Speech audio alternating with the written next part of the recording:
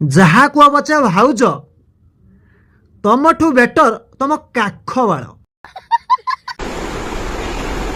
ଆଉ ଟିକେ ଟେକ ଯାହା ହଉ ଭାଉଜ ତମ କାଖ ବାଳ ମାନିବାକୁ ପଡିବ। କାଖ ଟେକିକି ଯୋଉ ନା ତମ ସେ ବାଳ ଆଉ ବାଳ ନୁହେଁ ଭାଉଜ। କାମ ବ୍ୟସ୍ତତା ଭିତରେ କାମ ବ୍ୟସ୍ତ ରହିଲେ କାଖ ବାଳ କାଟି ହୁଏନି। ଖାଲି କାଖ ନୁହେଁ ଆଉ ଯୋଉ ଯୋଉ ଜାଗାରେ ଥିବ ତାକୁ ବି କାଟୁ ନଥିବ।